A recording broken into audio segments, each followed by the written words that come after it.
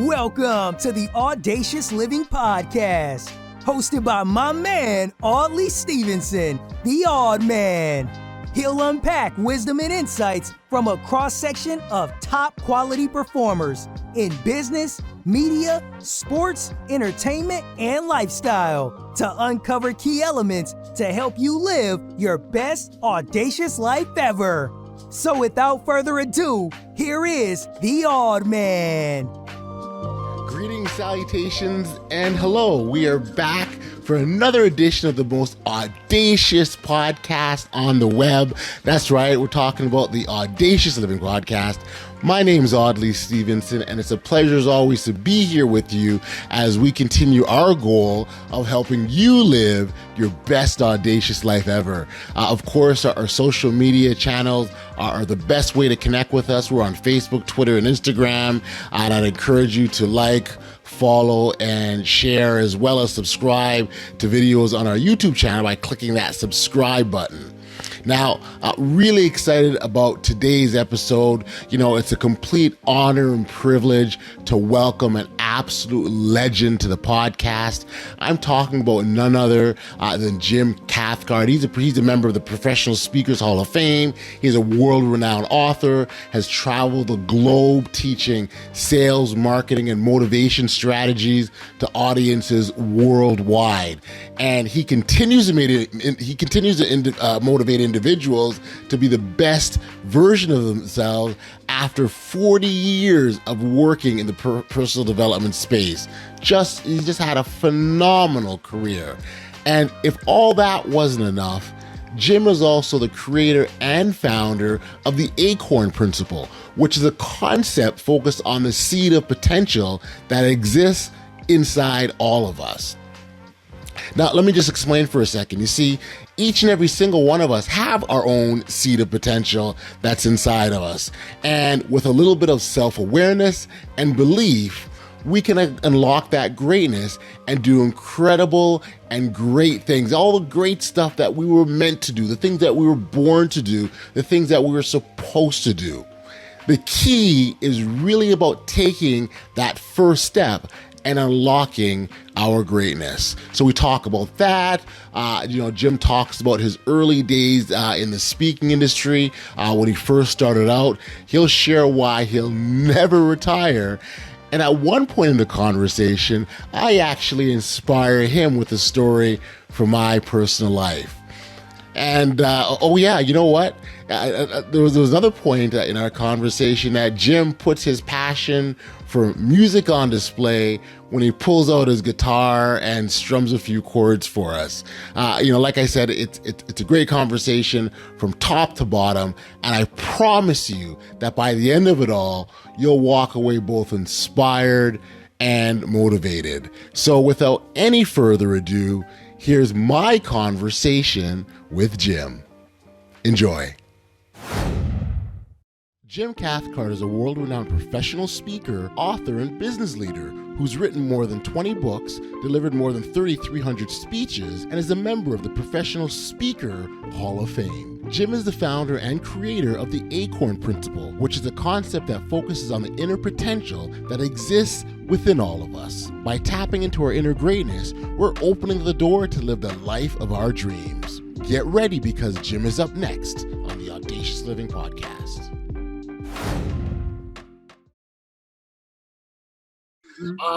So again, thanks for being here. The podcast, the Audacious Living Podcast, is really about being bold and being audacious. And what I really thought and what makes sense, especially in your work, and obviously you look at the Acorn Principle, I think that's really based on that foundation of being your bold, audacious self. And so, Jim, maybe Jim, let's kind of start there in terms of boldness, and maybe when you if you're to categorize, if you will, what is boldness to you? Well, how would you frame that? Boldness, I would say it's living with full confidence. It's being letting all your power go forward without any reservations of fear, self-doubt, things like that. So bold bold to me is like the perfect mode to be in, you know? Right, right, right. And you sort of touched on the fear and self-doubt. The self-doubt particularly, I think that's a hurdle for a lot of people, an obstacle in terms of getting past that. I wonder if you sort of touch on what I would say self-doubt is. more than a lot of people. I would say even maybe most people. Right. Self-doubt is just as common as skin. Mm, Man, I mean, it's everywhere. And it's always rooted in either a wrong point of view or a justified fear. right. Like if you're 5'3" and you're trying out for the National Basketball Association, Right. your self-doubt's well-founded. Right. Got it. But most of the time it's based in misconceptions or Sure. messages we got from some parent figure earlier in our life. Not necessarily a parent, but it could have been a boss or a teacher, or Sure. a coach, any kind of an authority figure you looked up to. And you didn't even have to admire them. All you had to do was feel that they had more power than you. And so you took their words to heart as if they were true. Right. Well, says who? Right. True. Right? That's right. You remember Robert Blake? He was a child actor in the Little Rascals 100,000 years ago. And then he played Which character was he? I'm trying to remember. Little Feather or something like that in the one of the movies about Custer's Last Stand. Okay. And then he went on to have his own series, and I've forgotten what it was like Serpico. I've forgotten what his character's name was. Right. Right. Robert Blake and I had the same voice coach in LA Okay. years back. Okay. And I pulled up one day and he was still there, and he had a white, like a Bronco or, something like that. Okay. Which reminds me of O.J. Simpson. Anyway, his license plate was SEZ Okay. WHO. Says who? And that so epitomized his attitude. Now, he's not a guy that you should necessarily emulate, but that concept, says who, that question would be a good one for all of us to ask every day. That's right. Hey, you have to wear a mask in order to be safe from the disease. Okay, says who? Right. Fine, I'll comply, but let's look at the science behind this and see if that's really true. Because I remember years ago, I was traveling in China. I did for the last 5 years many lecture tours in mainland China, 23 different cities. Right. Yeah. 2019, I did 71 days in country and 6 separate trips. Wow. And I remember people, this was long before COVID. Sure. People were wearing masks a lot of the time when they would travel. Okay. And I said to my agent, what's that about? Right. Well, they don't want to get sick. I said, well, a mask won't keep you from getting sick. It'll keep what you have inside. Right. It Right. won't keep the outside from getting in. Right. He said, well, they don't believe it that, and okay, so says who, right? This keeps me safe, says who? Mom. Is mom medical? No. Right. I Right? get it. Yeah. Yeah. So the says who question is an important one. And I Sure think is. it's something that we should be asking ourselves, and not solely just relying on what you heard or what you think, or you talked about the limiting sort of beliefs in our own minds, right? And Well, exactly. Or someone says, I'm not good at selling. Says who? right. I thought I was bad at selling. And how did I know? Because I failed at it. Mm-hmm. I sold for 2.5 years or 1.5 years.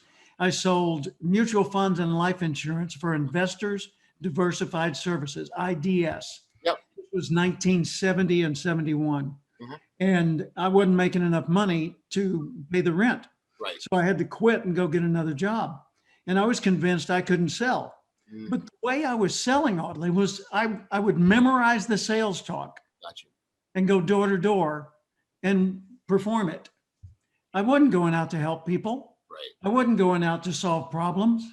I wasn't going out to make families financially secure. Right. I was going out to sell my mutual funds and life insurance. Right. Well, no wonder I didn't succeed. And also, I was 23 years old with rosy cheeks and black hair and lots of it. And I looked about 4. Okay. And, who's going to invest with somebody like that? Right. Plus, my attitude was wrong. Mm-hmm. So they said, Jim, you can't sell. Says who? Yeah, well, says that. Well, then I found a guy who believed in me more than I did. Mm. And he said, come with me and let's discover how much more successful you could be. Wow. Harold Gash, he became my mentor. He introduced me to the recordings of Earl Nightingale. Yes. I listened to them fanatically for almost 5 years. During that time, I went from being a government clerk to being a full-time trainer and speaker, and then went on to the top of that industry and won every award in the world that they give to professional speakers. Now I've written 20 books, delivered 3,300 speeches, and been inducted in the Speaker Hall of Fame. What? I've also been inducted in, wait for it, the Sales and Marketing Hall of Fame in London. The guy who couldn't sell. That's right. That's right. That's and right. I've sold millions of dollars worth of training materials and other goods and services over the years. Yeah. Says who, right? That's it. Goes Yeah. back. That So says- there's two things I want to share today above all. Yep. Because these are quick little things that could change the direction of your results. Yep. Okay.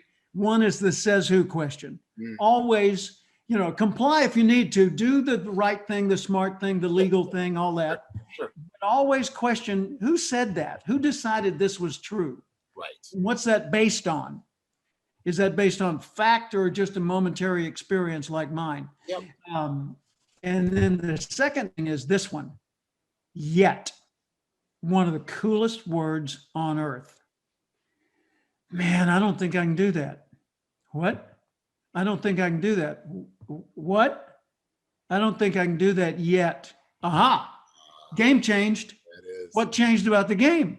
Right. Well, yet means with the current resources or under these circumstances or with the knowledge I'm limited by today or,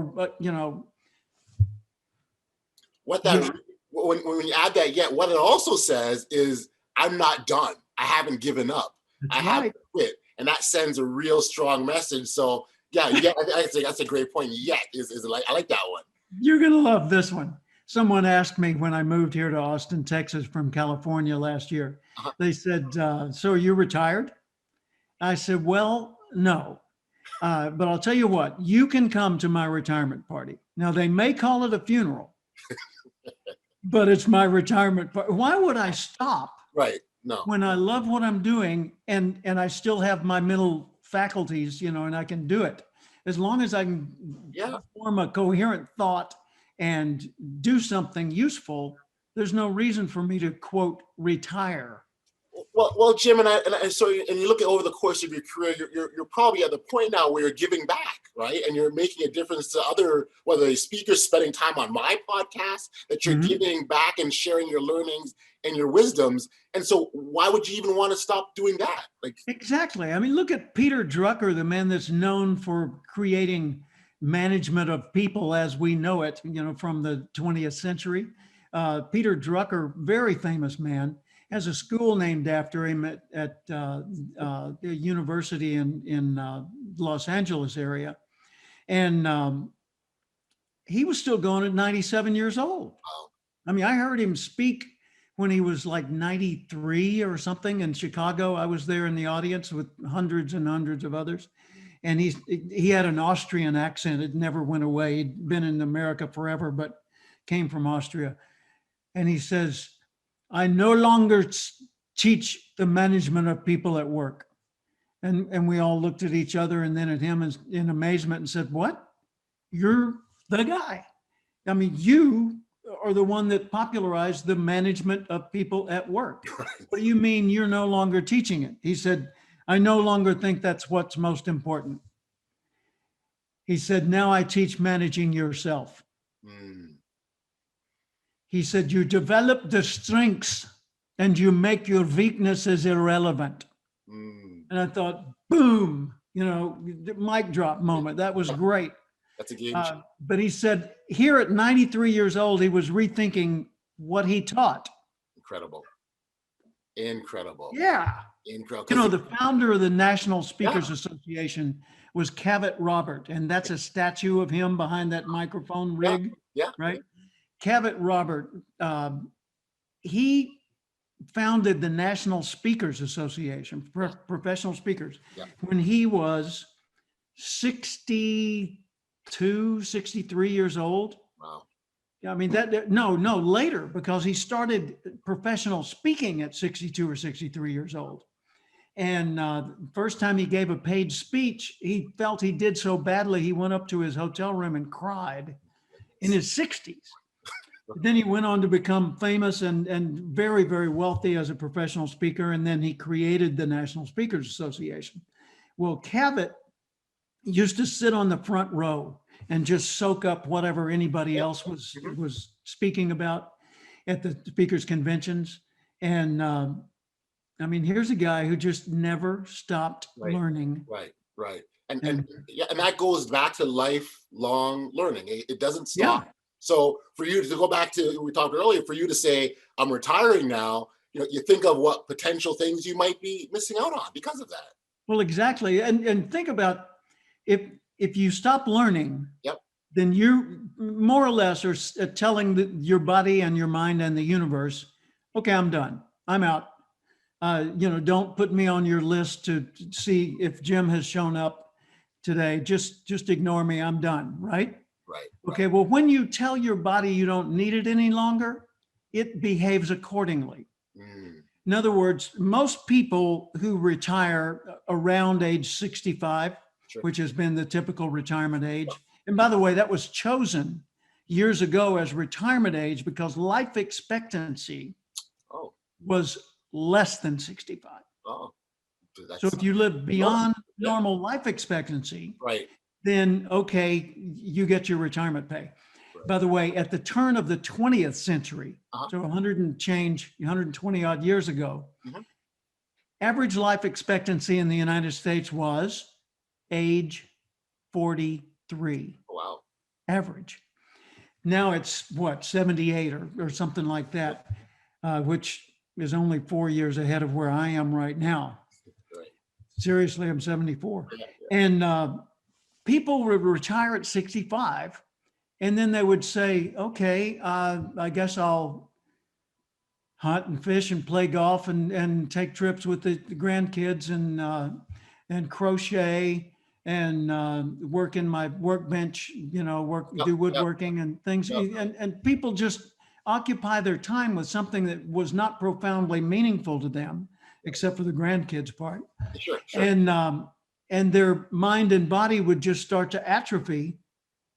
It's kind of like, not kind of like, there's a book I want to recommend. Younger Next Year by Chris Crowley and Henry Lodge, I think. But Chris Crowley is the lead author on it, and it's called Younger Next Year, and there are now numerous versions of it. Chris Crowley is in his mid to late 80s. The subtitle of his book is How to Live Like 50 Until You're 90 and Beyond. And he says, one thing you must do after you turn, say, 60 years old, is you've got a new part-time job for the rest of your life.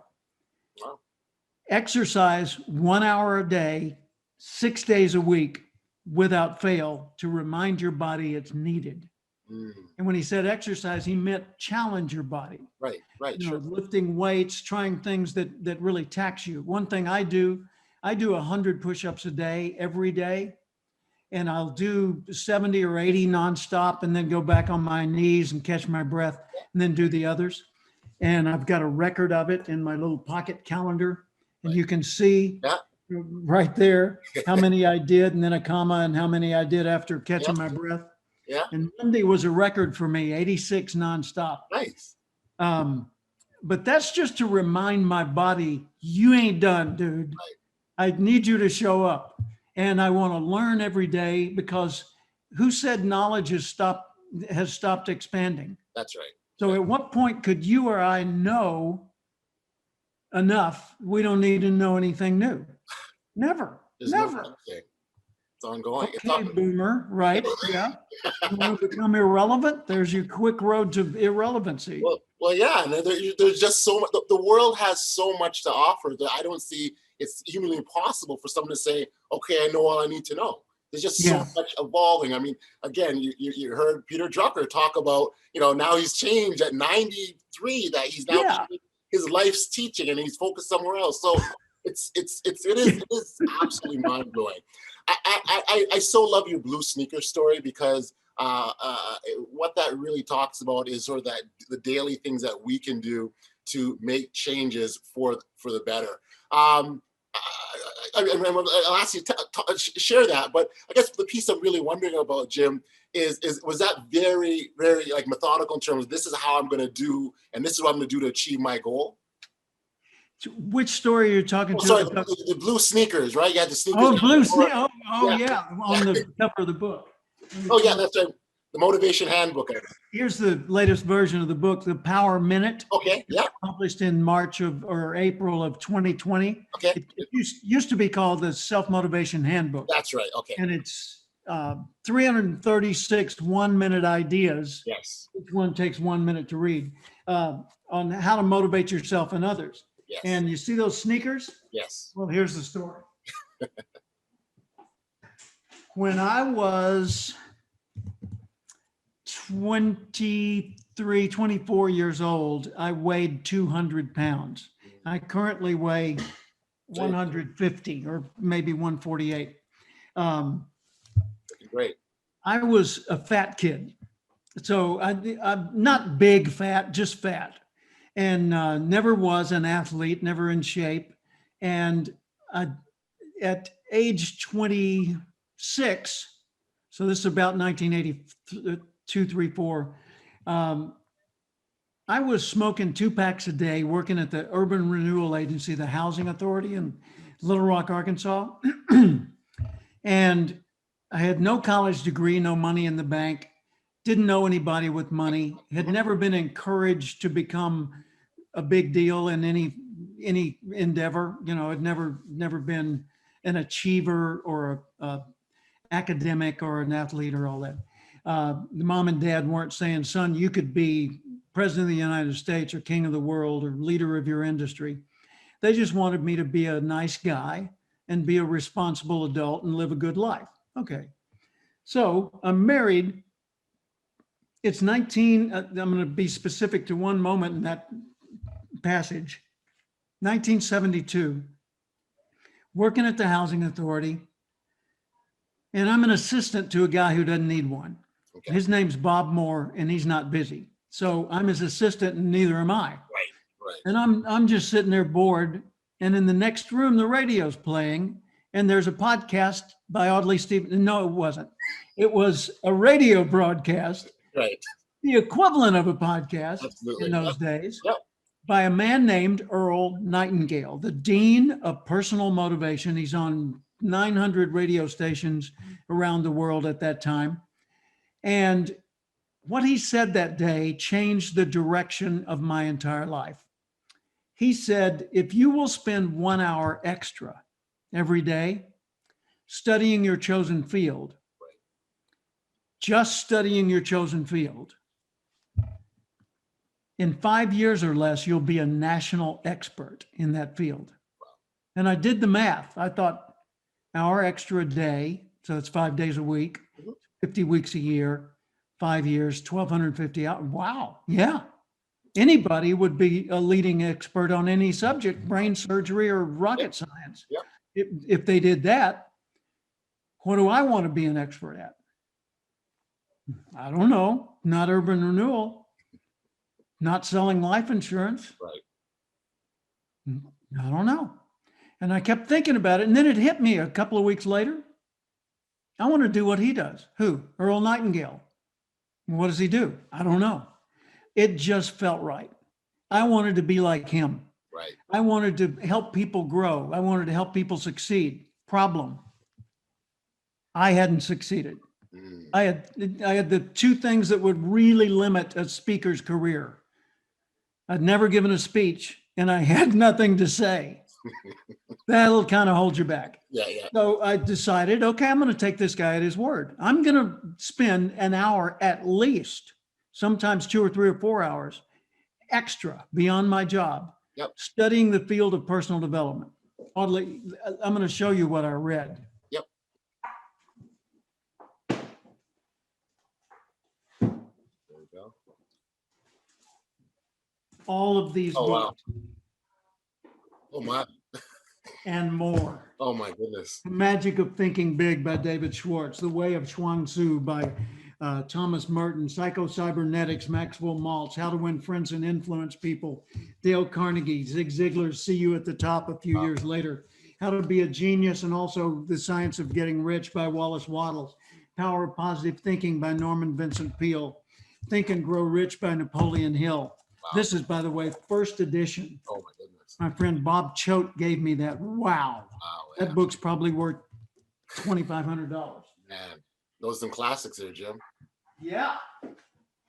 Those are some of those books. People in the industry refer to those as their foundation, as for getting. Totally. Yeah, that's like the Old Testament, in biblical sense. Absolutely. That's where it all started really growing and became what we in retrospect call the human potential movement of the 70s.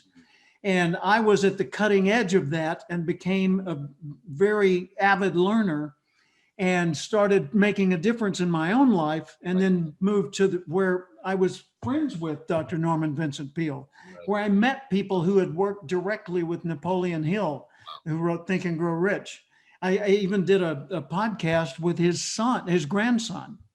I got to know Earl Nightingale, and Earl Nightingale, I was selling his motivational tapes, audio cassettes, in 1974 and 75. And in 1984 and 85, he was selling mine. Wow. He sold $3.5 million of the audio program that Tony Alessandra and I created, Relationship Strategies for Dealing with the Differences in People. Yeah. So I went from nowhere. That's right. With nothing going for me except ambition and a loving family to the top of my industry by following the advice of the classic motivational teachers of all time. And of course, I'm still learning, and I'm reading, all the time and listening to programs like this. But to get back to your question, the story that you asked me about, I was out of shape. I'd never been an athlete, and I wanted to get in shape, but I knew I couldn't get myself to exercise every day. So I said, what can I get myself to do? It's kind of like, what's the worst, least, tiniest thing I could do? I said, well, I could get myself to put on my running shoes. To which most people would say, and? Yeah, right. That's it. No, I could get myself to put on my running shoes. So what? Well, if I had on my running shoes, I'd be more likely to run. Yeah, but that doesn't mean you're going to run. Well, okay, I'll put on my running shoes and walk out to the curb. Then what am I going to do? Well, then I'm faced with a new question. Do I go for a run or a walk, or do I go back in the house? Mm-hmm. So I said, okay, I'm going to commit to the first step. Okay. Yep. First olive out of the bottle, beginning of the process. That's what I'm going to commit to. Now, what do I mean when I say commit? I mean, there's no other option. I mean, when I'm in a hurry and it's almost midnight and I haven't done it yet, I'm going to run in the house, put on my running shoes, walk out to the curb, go back in the house, put on my regular shoes, and do whatever I'm in a hurry to do. I did for 5 years, and it changed my life. In about, maybe 3 to 6 months, I went from 200 pounds to 146 pounds. And went from out of shape to in shape, and I could run 5 miles easily without even getting out of breath. I started doing all kinds of other exercises, and I became almost hyper. When I was standing around, if I had to be in a particular place, I might do chin-ups on the door facing. Right. Just whatever, just to keep my body active. Yeah. Well, here I am, 74 years old. That was age 30-ish, and I'm still fit and active. So just committing to the start of the process was enough. Yes.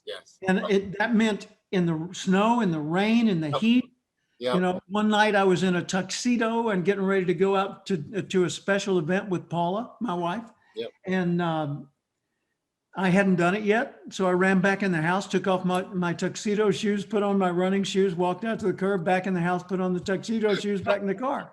And she just rolled her eyes. What? Jeez, Jim. You know, people would say to me, Jim, it doesn't make any difference. Who's going to know? The answer? I'm going to know. Like my friend Sam Gross, when he was trying to become more successful at one point in his career, he bought solid gold collar stays. And I said, Sam, you paid hundreds of dollars for those collar stays. He said, yeah. I said, nobody knows they're there. He said, Jim, I do. Yeah. And it makes me feel more prosperous. Yeah. And, you know, it's just a way of building my faith in myself.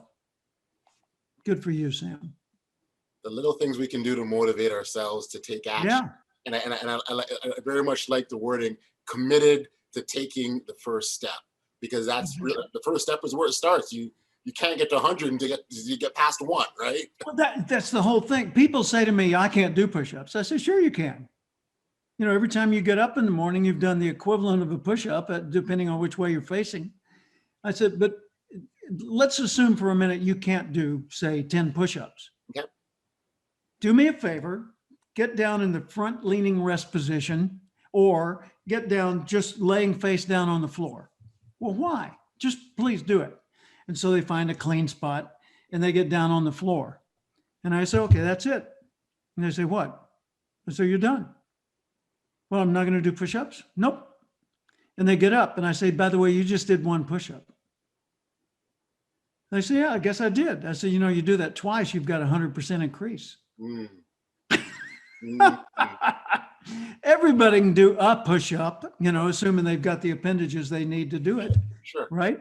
Sure. So if you want to do more, do more. Right. But don't try to knock yourself out at first. That's right. Just do whatever you can get yourself to do, but don't ever miss a day. Right. Well, What if you do miss a day? Yeah. Then shake off the guilt. Sure. Get back in the program. Well, and I think a big part of it, Jim, and what you certainly did is give yourself credit for what you've done, right? As opposed to, well, that really didn't count. Well, yeah, that was the first step, because you need that first step to get more. So we got to give ourselves credit for what we do. Totally. My son, when he was in high school, we had a chinning bar in the doorway outside his bedroom, or to his bedroom. And I would do chin-ups on that occasionally, and I didn't do a lot of them. But I said, hey, I want to challenge you. This was January 1st. I said, I'll challenge you to a chin-up contest. Starting January 1st, we will make it official on April 1st. Yeah. And so on April 1st, you and I are going to have a contest. Right. And we're going to see who can do the most. Yep.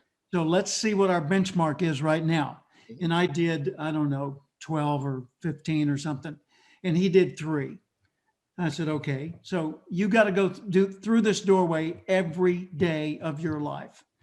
And all you've got to do is every time you go through it, just reach up and do one. Right. And if you feel like it, do 2 or 3 or 4. Sure. Yeah. And it'll grow. He said, okay. So he started off on it, and I did too, because I would walk by that door every day and I would do them. Well, the day came and he did like 19, wow, which I thought was pretty darn good compared to 3. Sure. And I did 50. Okay. 50 nonstop. Wow. And so I just kept going with it, and I got to where I could do 150. No, at one time I did 200 in sets of 50. Now I guarantee you those last 50 were like this. Yeah. But hey, you were still there. You were still there, Jim. That's what matters. Yeah, again, right. Give yourself credit. You were there and you did what had to be done. And again, when you look at the very beginning of this goal, or this daunting mammoth of a goal that you're trying to meet, it looks insurmountable. Yeah, but it's the baby, and what you're talking, and the message that's hearing loud and clear. You know, the baby steps that you're taking. You know, first of all, what you did is you asked the question, says who, And then you started making those baby steps to where now. Yeah, I can't do it yet. Yeah, that's right. Yeah, that's yet. it. And today, my son, he'll be turning 50 in a week or so, or a few weeks. And he is a runner now. So he's picked up the same habit patterns that I had, from that time. And he's running half marathons, and I think he intends to run a full marathon soon, but he'll go off and run 10 miles. Wow. Well, good for him. Yeah. It's amazing. Yeah. That's and he was not an athlete. He was never much of an athlete except as a youth soccer player. But in high school and college, didn't work out, didn't run. Yeah. And so you'd think, well, hey, he's almost 50 years old, it's a little late. No, hardly. It's not too late. He's still alive. So bring it on. Absolutely. Absolutely. Tell me about you. How do these ideas show up in your life? Because clearly you've made something of yourself and you're sharing that with others. I'm going to share a story with you, Jim, that resonates with me and very much what we're talking about. I haven't when I was a young boy growing up, confession, I never learned how to ride a bike. I never at all. My friends rode. I just kind of watched them, and as time went on, and just thought, I don't need to. I'm older now, right? And you become an adult, and you find more reasons why you don't have to ride, and so I didn't. Yeah. And in my early 40s, I kind of asked the same kind of question when I was in conversation with someone and we're talking about bike riding, and I was like, why not? Like, says who? Why can't I do it? Yeah. And I remember I took me and a friend of mine, we went to a bike shop, and again, I didn't know how to ride, and I took her with me only and the reason why she came along is she could test the bike for me and let me know how it felt, right? And so then she rode around the block, go, yeah, this is a good one. And I said, I'll take that one. Yeah. And Jim, I dedicated every single day from that point on to figuring out how to ride a bike. And when I got to that point where I was, holding my balance and, watching, people came outside and some people, I was openly, people saw me doing it. When they saw that I was riding, they were cheering and clapping and applauding, and it felt great. And it also inspired them. Well, it did. And I tell you what, it didn't stop there, because then I became this biking fanatic. And I was riding I actually went back to the old neighborhood that I grew up, and I biked around there. And what that did, symbolic. It was so, very much so. And what it also did, it opened up this area that I grew up as a child. It gave me a whole new perspective on it. The back roads and these laneways I used to walk down, I'm now running down at full speed. And it was such a great moment. I remember waking up one day and deciding, you know what? I want to ride to Niagara Falls, get on my bike and ride to Niagara Falls, which is about 250 miles or about 400 kilometers from where I live. And I did it. I rode all the way down. I had it set up where a friend of mine was driving back, so I hitched the ride back. I wasn't riding there and back. I was really realistic. But the point was that I did it. And a lot was tied into the fact that I questioned why I couldn't, and I took baby steps along the way. Very much what you're talking about. It was, to me, one of the most exhilarating sort of periods in my life, because it was so eye-opening. And so tying it all back to where I am now, it's taking those sorts of lessons, taking those learnings and applying, and not even applying them, but sharing with others. See, now when you approach bicycling, you're bold. Yeah. Going back to the first thing we said, right? Absolutely. Your boldness means there's no self-doubt. There's no fear. That's right. You're intelligent about how you do it, and you're safe about how you do it, but you boldly go where none have gone before. That's such a beautiful line from Star Trek. Yeah. Years ago, I was at a conference at Shangri-La Resort in Oklahoma. Yep. And my client said, do you water ski? I said, yes, but I haven't yet. Now, I had water skied in Hot Springs, Arkansas as a high schooler, but I hurt myself. Okay. So I was getting out of the water. I pulled up on the thing and it popped and it hit my legs and made huge welts on my legs. And I got out of the water and stayed away from skiing forever. At least it seemed. And then here I am, and I'm now a motivational speaker and all this, and it's in the late 1970s, early 80s maybe. And this client says, "Do you water ski?" And I said, "Yes, but I haven't yet." Mm. And he said, "Well, come on." And I got up first time and did it. But first, I stood on the dock Yep. and visualized it and worked on my own confidence level and got rid of all those, doubts for the moment. You can't get rid of them, just sweep them away, but you can at least interrupt them. Knock them out, yeah. So I broke the pattern and interrupted the pattern and thought, what'll it feel like? Okay, what am I going to do? Great. Then I got in the water, and sure enough, that was a breakthrough for me, like you on the bicycle. Mm.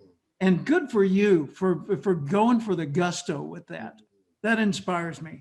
I remember there was a hill I used to ride every day, and it's similar to your, the blue shoes, if you will. I got a little bit, I couldn't make up the hill. I'd get up and walk up the rest of the way. And then, a little bit more, I'd ride, I'd get another step. Okay, walk up the rest of the way, until I got to the point where I rode all the way up this steep, mountainous hill that I thought I couldn't overcome. And that for me was as great as riding all the way to Niagara Falls was. That hill meant so much to me because it was that building each and every day until I got to where I needed to go to. So I love that. It's amazing. And what I love about this inspiring story. It totally is. I remember, and it was actually, it sort of came at a really good point in my life. I was at a sort of a lower point in my life, and I was looking to something, and I looked at a bike, and the bike gave me the confidence. It gave me, I certainly had no self-doubt. But what I also found that I was doing, as you just said, is I was inspiring people just by me attacking my own demons, if you will, and jumping on this bike that I said I couldn't ride. So it was tremendous period in my life. And again, simple little bike. That's all it was, right? Yeah. That's it for me. I was in Malaysia, Georgetown, near Penang, Malaysia. It's a fishing village. Yep. And this was December of 2019. Yep. And I was with a tour group. It was my academy. I was teaching a bunch of people, and we went on a tour. And they took us into this fishing village where there was a beggar. He was seated on the dirt near a little paved area, leaning back against a post, playing a guitar and singing American songs. Okay. And he had written out all of his song lyrics longhand and had a stack of loose leaf paper there in front of him. Yep. And he was decent at it. He wasn't an accomplished guitarist, but he was competent. He could do the chord shapes and make the strums. And he had a hollow leg with a mechanical lower part. And he was wearing raggedy clothes, T-shirt and some like sweatpants with holes in them. Yep. And he's sitting there with his legs crossed in the dirt, leaning against this post and playing and singing. And he's got a hat for tips. So we're walking by, and I'm with, I don't know, a dozen people. And I stopped and I got some money out and put it in his hat. And then I started to walk on, and I thought, no, wait a minute. I really admire this guy. He's not begging, he's working. Sure. And so I went back to him. I said, "Do you speak English?" He said, "Yes." I said, "What's your name?" "Halif." "Well, Halif, my name is Jim." I said, "I'm a guitarist and singer too. Could I sing a song with you?" He said, "Sure. What do you want to sing?" So I sat down in the dirt. That was important. I put myself equal to him. I crossed my legs and sat in the dirt right next to him. And I said, "Well, do you know anything by the Eagles?" He said, "I know Hotel California." I said, Perfect. And he said, "Do you want to play it?" I said, "Yeah, I'll play it." So I got his guitar. Uh-huh. I always have mine. Yeah. Right? And I just started playing.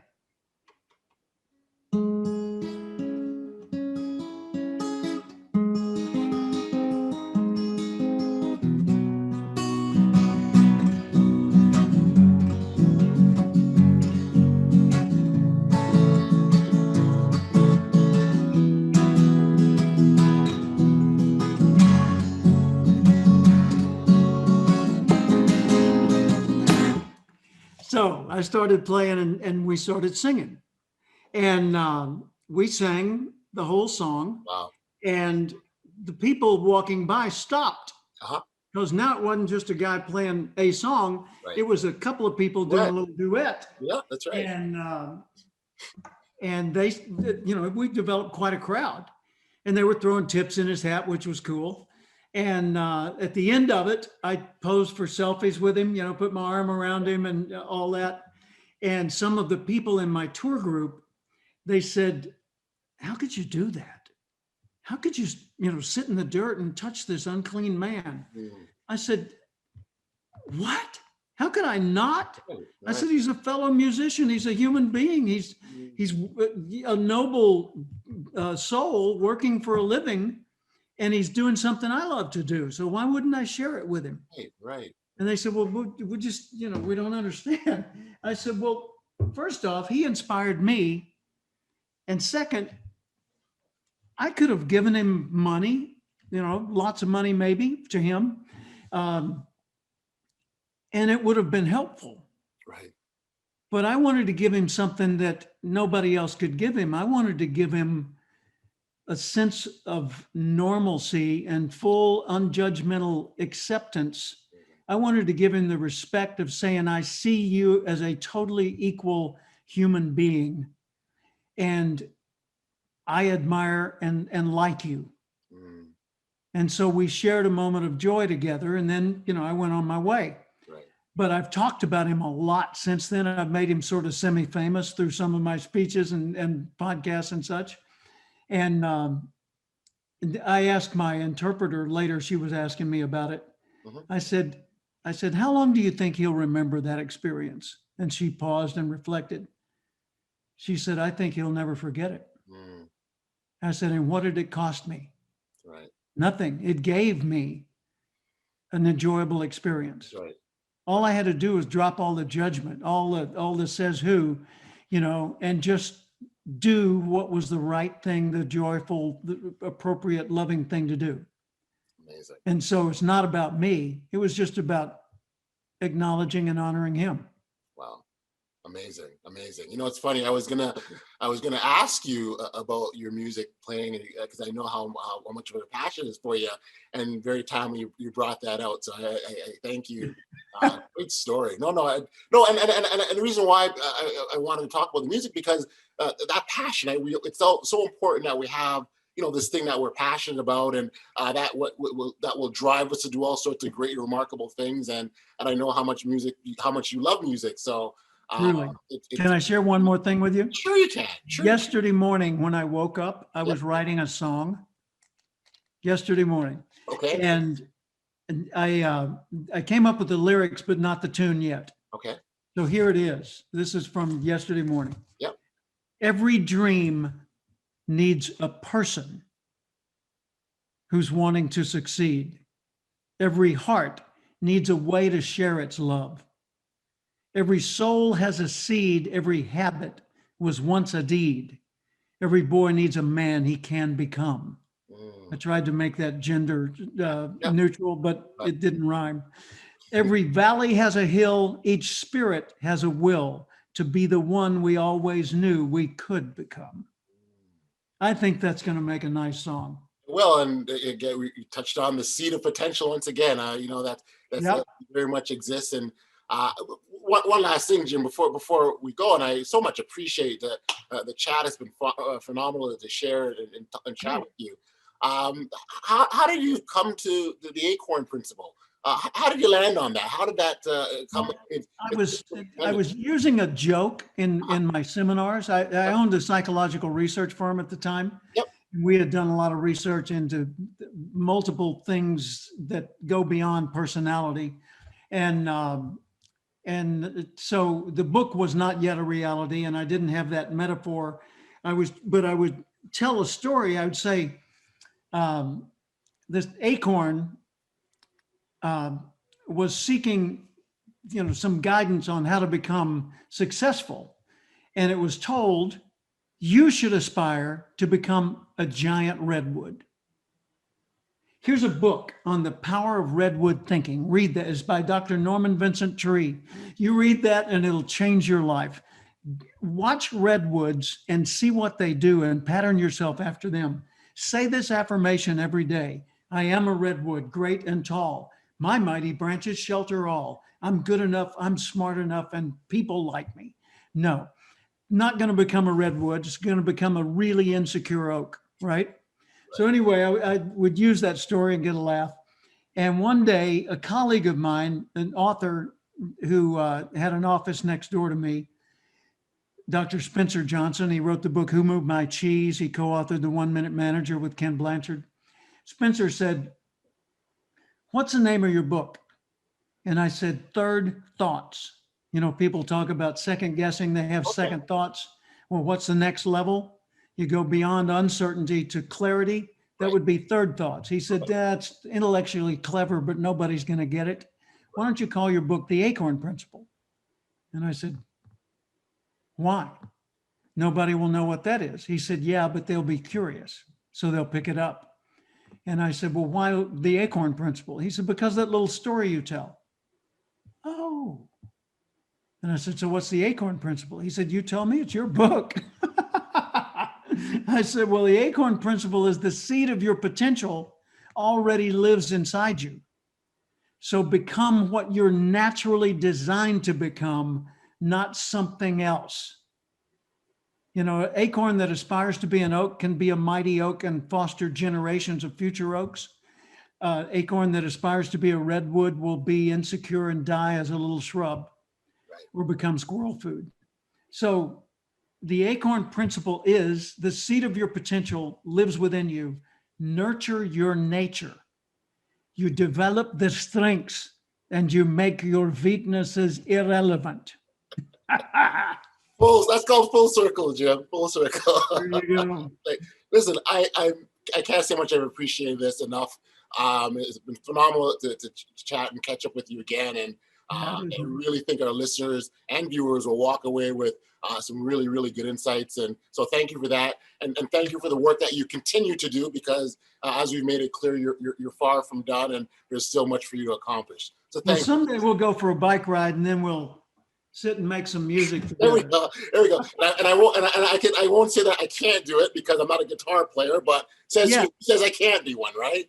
You're not a guitar player yet. Yeah, there we go. If you put your hands on a guitar and you do this, at that moment you are a player. I played a guitar player. That's right. And then you just learn a couple more things. How would the person I'd like to be do the things I'm about to do? It's much better when you can see from a higher point of view. How would the person I'd like to be do the things I'm about to do? If you want to build a better world, be a better you. Awesome. Great. Thank you. Be well, Jim. All the best. You too. Bye-bye. Back we are here on the podcast. It was great chatting with Jim. And first off, I really want to thank you, Jim, for being so gracious with your time and your willingness to share your wisdom. And hey, also appreciated hearing your musical talents. So that was totally awesome. When I sort of think about our conversation and I reflect a bit, just really appreciative in the manner in which, Jim broke down our goals into bite-sized morsels. And I think the story of the blue sneakers can give anyone that belief that they can achieve whatever it is that they're after. So again, thank you to Jim. It was absolutely great and appreciate you taking the time. Hey, listen, by the way, if you haven't registered for email notifications of the podcast, you can do so by heading over to my site at bestaudaciouslife.com, enter your email, and of course, you'll be alerted every time there's new content that comes out. We've reached the end of this week's episode, and I want to give a big shout out, as always, to our listeners for your ongoing support. It is always appreciative, and I want to thank you for making the Audacious Living podcast a part of your day. Until next time, stay safe, be kind, show love to one another, and be audacious. You've been listening to the Audacious Living Podcast, hosted by Audley Stevenson. If you enjoyed what you heard, be sure to like, subscribe, and share. Until next time, be audacious.